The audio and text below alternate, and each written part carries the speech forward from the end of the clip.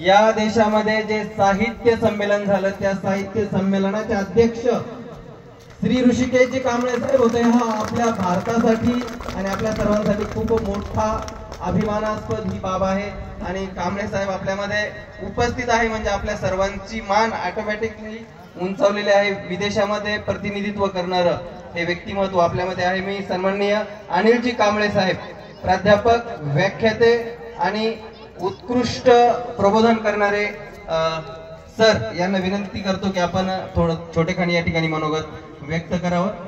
सन्माननीय कांबळे सर. एक तर प्राध्यापक बोलायचं, छोटेखानी म्हणायचं अवघडच काम आहे.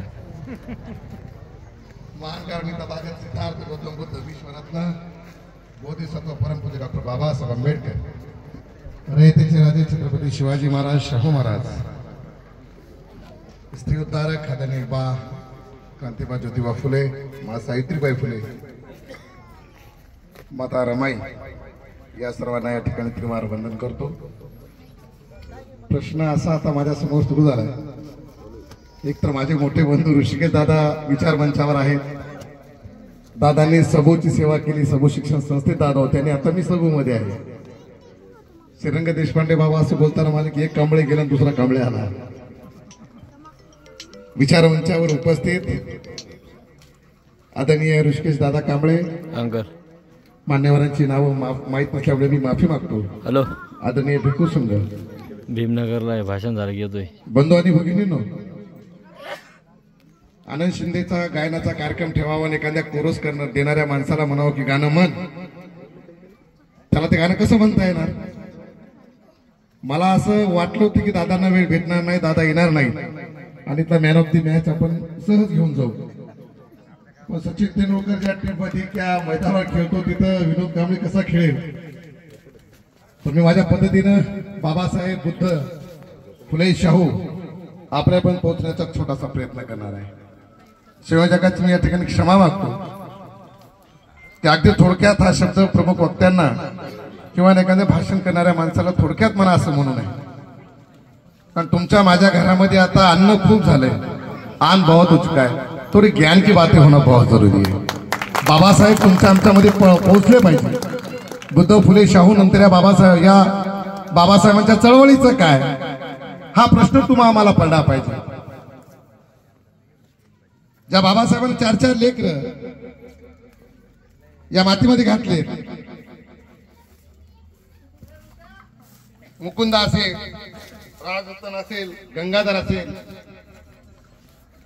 किंवा इंदू असेल, त्या बाबासाहेबांच्या 4 लेकराच्या बलिदानाचं रिटर्न आम्ही समाजानं बाबासाहेबांना काय द्यायचं, कसं द्यायचं, हा प्रश्न तुमच्या आणि आमच्या मनामध्ये आता निर्माण झाला पाहिजे.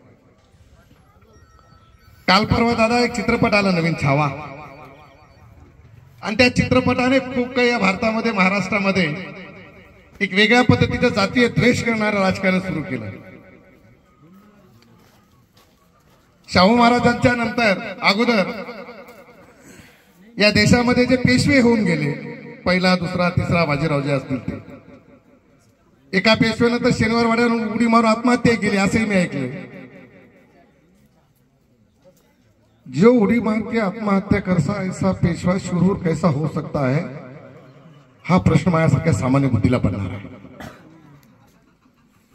आणि संभाजी महाराजांना मग नेमकं पकडून कोण दिलं? मराठ्यांमुळे पकडले गेले का ब्राह्मणांनी पकडून दिलं? हा प्रश्नही आपल्या, तुमच्या आणि आमच्या बुद्धीला न पटणार आहे. याचाही कुठेतरी संशोधनात्मक विचार हो, त्याचाही अभ्यास आपल्याला झाला पाहिजे. संभाजी महाराजांना वाचवण्याचा शेवटचा प्रयत्न करणारा आमचा महार गणपत महार, त्याचाही कुठेतरी आता ओहोपोह झाला पाहिजे. आणि पूर्वीपासून मारी लढवाई येतात. हा म्हणजे दादा म्हणतात की त्यांचा अंत्यविधीच महारांनी केलाय. वरुबुद्रुकची जी स्मशानभूमी आहे, जिथे समाधी आहे, तो महारवाडा आहे. महारांचा इतिहास खूप मोठा आहे. महार 2 प्रकारची जात ओळखली महार म्हणजे, एक लढवई आणि दुसरी इमानदार. आणि या इमानदार जातीचा, या लढवया जातीचा इतिहास त्या चित्रपटापासून का लपवला, असाही प्रश्न तुम्हा आम्हाला पडला पाहिजे. आणि हे सगळे प्रश्न शोधत असताना आपल्याला कुठल्या जातीच्या विरोधात जायचंच नाही. दादा मी बऱ्याच वेळेस लोकांना सांगत असतो आपल्या 1956 पासून ते आतापर्यंत 2024 पर्यंत बौद्ध समाजाच्या वक्त्यांनी प्रवक्त्यांनी व्याख्यानकर्त्यांनी या बामणाला नुसत्या शिवा घातल्या. कशाला शिवा घालायच्या? ब्राह्मण आपले मामा आहेत दादा बरोबर. बाबासाहेबांची पहिली पत्नी असेल तर दुसरी पत्नी असेल तिसरी असो ब्राह्मणाची आहे की नाही. मग आमच्या बापाची बायको आमची माय आहे का नाही. मग आमच्या माईचे भाऊ आमचे मामा आहेत का नाही. मग मामांच्या विरोधात कशाला बोलावं? चळवळीचं काय झालंय? आम्ही यांना त्यांना शिवा घालण्यामध्ये जवळपास आम्ही आमची ऊर्जा जी आहे जो बुद्ध धम्म प्रसारण व्हायला पाहिजे होता, ज्या पद्धतीने प्रचार व्हायला पाहिजे होता, बुद्धाचं जे तत्वज्ञान होतं, बंधुभाव जो होता तो आम्ही पोहोचू शकलो नाही. आणि म्हणून तुमचे आणि आमचे मायमावल्या मला माफ करा. बाई डिलिव्हरी झाल्यानंतर आपल्याकडे ते कशाचे धुडके असतात लुगड्याचे लेकराचं ढोंगण पुसायला, तसे आरपीआयचे तुकडे केले. आणि मला असं वाटतं अशा सत्कार समारंभाच्या माध्यमातून रमाई आंबेडकर जयंतीच्या माध्यमातून असेल, बाबासाहेब आंबेडकर यांच्या जयंतीच्या माध्यमातून वेगवेगळ्या प्रवाहाच्या विचार प्रवाहाच्या माध्यमातून आता हे लुगडे हे जे धुडके होते धुडक्यात एक झाले पाहिजे, त्याचे गोदड झालं पाहिजे. आणि ते गोदड या समाजाला थंडीपासून वाचवणारं झालं पाहिजे. गोदड्यामध्ये गरमी असते माय, तर तिच्यात माझ्या माईचा माझ्या आजीचा ओलावा असतो. आणि तो ओलावा तुम्हाला निर्माण करायचा असेल तर आता एक संघ झालं पाहिजे. ते दिल्लीचे लोक महाराष्ट्रात येतात, विधानसभेला सांगतात एक है तो सेफ है. त्यांचं तर शिका बाबा, आपलं सोडा. ते म्हणतात एक है सेफ है, फिर हम एक क्यों ना हो जाए. शिवाजी महाराज, संभाजी महाराज, शाहू महाराज या राजांना जर आम्ही आमचे राजे म्हणत असतील तर मग आपण त्या राज्यांच्या माध्यमातून त्यांच्या विचाराच्या माध्यमातून एकता का करू नये. मार मांग साळी तिळी पोळी धंगार वडावड मुसलमान ब्राह्मण सगळ्याला शिवाजी महाराजांसोबत घेतलं ना, तेव्हा तर त्याचं स्वप्न साकार झालंय. मग आमच्या पक्षामध्ये दादा महाराष्ट्र कुणीच नसते. चुकून एखादा मान, चुकून एखादा चांबार. आणि मराठा आमच्याकडे काय येत नाही, ब्राह्मण आमच्याकडे काय येत नाही, जैन आमच्याकडे काय येत नाही, कोमटी आमच्याकडे काय येत नाही, इतर बहुबल असलेल्या जाती आमच्याकडे काय येत नाही. त्याचं कारण जर आपण पाहिलं, माझ्यासारख्या छोट्या बुद्धीच्या माणसाला असं लक्षात येतं, जुन्या काळामध्ये जे बी म्हणलं तर भ्यायचे लोक. आता काय वेगळं आहे दादा?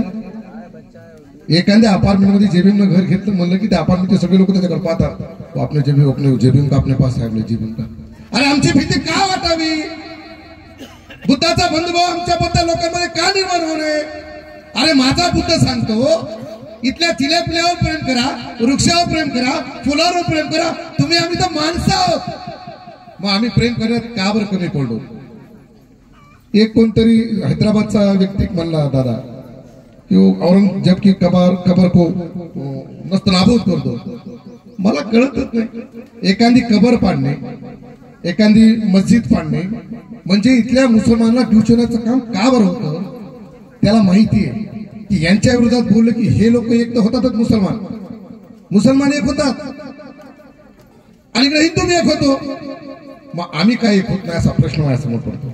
मी तर त्या राजा कोण आहे तो हैदराबादचा, त्याला सांगू इच्छितोय बाबा तू हैदराबाद मध्ये बसून त्या अकबरुद्दीन सिंह काय करायचे खेळ महाराष्ट्राच्या हिंदू मुसलमानामध्ये भांडण नको लावू. कारण की इथला मुसलमान हा शिवाजी महाराजांचा मुसलमान आहे, इथला मुसलमान हा संभाजी राजांचा मुसलमान आहे, इथला मुसलमान बाबासाहेबांचा मुसलमान आहे, इथला मुसलमान फुल्यासोबत राहणारा मुसलमान आहे. आणि म्हणून आम्हाला मुसलमान गैर नाही, मुसलमान आमचा आहे, आमच्यातला आहे. आणि म्हणून आमचे प्रकाश राव तिथे गेले, औरंगजेबच्या कबरीवर त्यांनी फुलं ठेवली आणि त्यांचे तिथे जाऊन त्यांचं दर्शन घेतलं.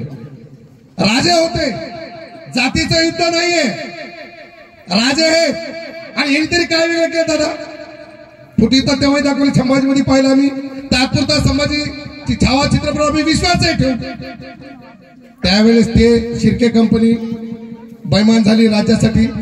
आज महाराष्ट्रामध्ये शिंदे बैमान झाले राज्यासाठी, तो अजितदादा बैमान झाला राज्यासाठी. म्हणजे यांच्याही रक्तामध्ये पिढ्याला पिढ्या गद्दारी आहे. ही गद्दारी आम्ही तुम्ही कधी बघणार? तरी आम्ही या गद्दारांच्या मागे जायचं. आणि म्हणून मला इथल्या तमाम मुसलमानांना, तमाम बौद्धांना सांगायचंय की आता आपण एक झालं पाहिजे, विचाराने एक झालं पाहिजे. बाबासाहेबांनी निळा रंग घेत असताना खूप मोठा विचार केला होता. बाबासाहेबांना या निळ्या आकाशाखाली जसे सर्व जाती धर्म पंथ झाडं वृक्ष नाल्या नद्या प्राणी पक्षी एकत्र नांदतात, तसाच इथला माणूस प्रत्येक माणूस हा माणसासोबत माणसाचा काय नांदला पाहिजे, हा त्यांचा उद्देश होता. आणि म्हणून मला म्हणायचं बांधवांनो, म्हणून मला म्हणायचंय तुम्हाला,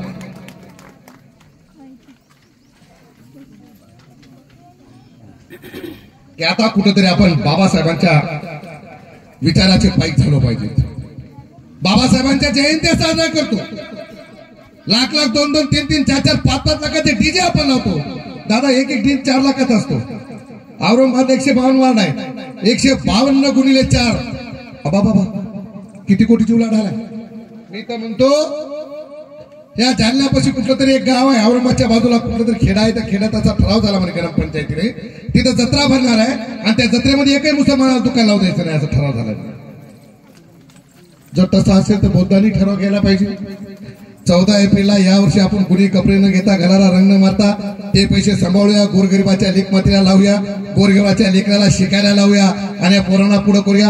हजारो करोडो रुपयाची उलाढाल आम्ही थांबू शकतो. इतकं सामर्थ्य जर कुठल्या तारखेत असेल तर ती तारीख म्हणजे 14 एप्रिल आहे. करोडो रुपयाची उलाढाल आहे. घरात थप्प्या साड्याच्या आहेत. माय तरी बी नवीन साडी घेता का नाही? नवीन कपडे आता तर वर्षाला पहिले राहायचे, आता तर रोजच नवीन कपडे. आम्ही लाखो करोड रुपयाची उलाढाल करणारी जमात आहोत. आता आम्ही गरीब किंवा शूद्र नाहीयेत. दादा मला आणखी एक प्रश्न पडला होता मध्यंतरी, की ब्राह्मण तोंडातून, क्षत्रिय बाहू पोटातून वैश्य आणि खालून शूद्र, पर 4 जर ह्या जाती सोड्या प्रमुख, बाकी एनटी आहे, एसटी आहे, ओबीसी, सगळंच अस्पृश्य आहे ना. मग यांना ते का जाणवत नाही? त्यांना आम्ही अस्पृश्य हे का जाणवत नाही? तर त्यांच्या डोक्यावर जे देवाचं भूत बसवलंय ते भूत जोपर्यंत उतरणार नाही तोपर्यंत या लोकांना त्यांच्या अस्तित्वाची जाणीव होऊन देणार नाही. आणि ती अस्तित्वाची जाणीव जर तुम्ही आम्हाला करून द्या तर प्रामुख्याने मी तुम्हाला सांगतो बांधवांनो, या पुरस्कार सोहळ्याच्या माध्यमातून आपण सर्वांनी एक खूणगाठ बांधली पाहिजे की आपल्या वागण्यात आता बदल झाला पाहिजे. आपल्याला बघल्यानंतर, बौद्धाचा माणूस बघल्यानंतर माणसाने जवळ आलं पाहिजे, बंधू भावानं तुमच्या जवळ आलं पाहिजे. अपार्टमेंटमध्ये कुठला कार्यक्रम असेल, गल्लीत कुठला कार्यक्रम असेल तर दादा आले, दादा या, जयभीम आपल्याला अभिमानानं स्वाभिमानानं म्हणलं पाहिजे. आमचा जयभीम भीतीदायक नसला पाहिजे, आमचा जयभीम आदराचा असला पाहिजे, बंधुभावाचा असला पाहिजे. या ठिकाणी मला खूप काही बोलायचं होतं, पण दादा असल्यामुळे बऱ्याच गोष्टीची मर्यादा माझ्यावर येते. असं म्हणतात पुरस्कार घेणाऱ्यापेक्षा पुरस्कार देणारे हात खूप महत्वाचे असतात. आणि ते मिळालेल्या सर्व माणसांना मी आवर्जून विनंती करतो, आपल्याला मिळालेला पुरस्काराची प्रेरणा आहे तुमच्यावर वाढलेली चालत असताना यापुढे तुम्हाला ताकदीनं काम करावं लागणार, जोमानं काम करा. ज्या क्षेत्रात तुम्ही काम करत असाल त्या क्षेत्रात तुम्हाला जोमानं काम करावं लागेल. तुमचं पावित्र्य तुम्ही जपा. बाबासाहेबांचं सगळ्यात मोठं हत्यार होतं चारित्र्य, आणि बाबासाहेबांचा तो एक जर गुणधर्म आमच्यात घेतला तर चारित्र्याला जर तुम्ही जपलं तर आमच्यामध्येही खूप मोठ्या प्रमाणामध्ये विचार बनतो, साहित्यिक निर्माण होऊ शकतात.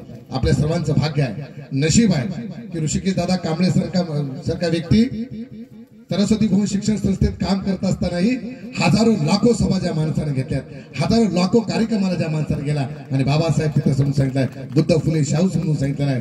मला असं वाटतं दादा तुमचे जेवढे भाषण मी ऐकले त्यात कधीही तुम्ही कुठल्या जातीचा विरोध केला नाही, आणि हे फक्त कांबळेच करू शकतात दादा, पण आपल्याला कुणाला शिवा घालायची सवय नाही.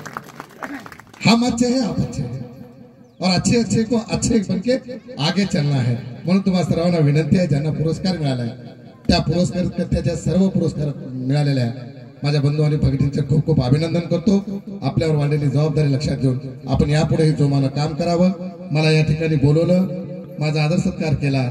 या कार्यक्रमाच्या दिवशी बाबासाहेब सोनवणे असतील, दादासाहेब त्रिभुवन असतील, प्रकाश दिवेकर असतील, सुभाष थोरात, दादासिंग चाबुस्कार या सर्व कमिटीचे खूप खूप आभार मानतो. विशेष अमोल त्रिभुवन यांचे आभार मानतो.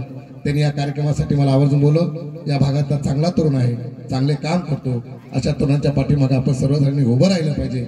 बाबासाहेबांचे विचार, फुल्यांचे विचार, शाहूंचे विचार, विशेष करून छत्रपती शिवाजी महाराजांचे विचार महाराष्ट्रभर आपण पेरले पाहिजेत, एवढीच माफक अपेक्षा या ठिकाणी करतो. येथेच थांबतो. जय भीम, जय बुद्ध, जय भारत.